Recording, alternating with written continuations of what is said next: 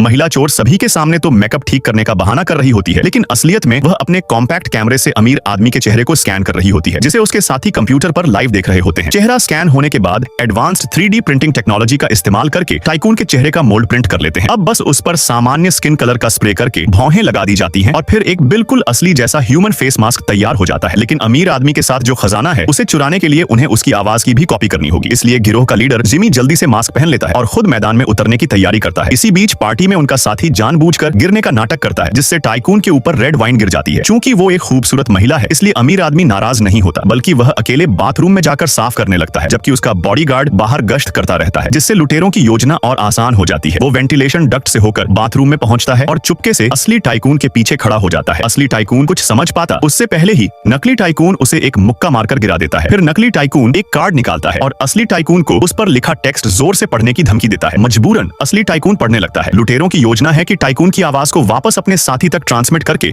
उसका क्लोन बनाकर जिमी के सीने पर लगे वॉइस मॉड्यूलेटर से कनेक्ट कर दे। दूसरी तरफ जोर की आवाज सुनकर बॉडीगार्ड बाथरूम की तरफ चल पड़ता है। साथ ही जल्दी से जिमी को पीछे हटने की सूचना देता है। अच्छा हुआ कि आवाज कलेक्ट हो चुकी थी, लेकिन उसे सफलतापूर्वक क्लोन करने में अभी थोड़ा समय लगेगा। इसलिए जिमी जल्दी से बाथरूम में मौजूद अपने साथी से मदद मांगता है। दोनों मिलकर बेहोश टाइकून को एक कोने में उठाकर ले जाते हैं। जिमी अपने सीने पर रेड पेंट स्प्रे कर लेता है। जैसे ही बॉडीगार्ड दरवाजा खोलता है, वो अपने कपड़े पोंछने का नाटक करता है। बॉडीगार्ड के सवालों का जवाब देने की हिम्मत नहीं होती। वो बस गले में तकलीफ होने का बहाना बनाकर खांसता रहता है। लेकिन इससे बॉडीगार्ड और ज्यादा चिंतित हो जाता है और अंदर आकर चेक करने पर जोर देने लगता है। अगर वो 2 कदम और आगे बढ़ता तो दरवाजे के पीछे छिपा साथी पकड़ा जाता। सौभाग्य से ठीक उसी क्रिटिकल मोमेंट पर एक साथी वॉइस कन्वर्जन पूरा कर देता है, जिससे वॉइस कन्वर्टर काम करने लगता है। मालिक की आवाज सुनकर बॉडीगार्ड को भी तसल्ली हो जाती है, लेकिन उससे पूरी तरह से पीछा छुड़ाने के लिए अभी भी पार्टी में मौजूद साथी की मदद चाहिए होती है। वो महिला एक सोशलाइट बनकर जिमी को डिनर पर इनवाइट करती है। ये टाइकून की प्राइवेट डेट होती है, इसलिए बॉडीगार्ड अब उसके साथ नहीं जा सकता। आखिरकार जिमी सोना लेकर अपनी साथी के साथ स्पोर्ट्स कार में सवार होकर वहां से निकल जाता है। क्या यह परफेक्ट प्लान था?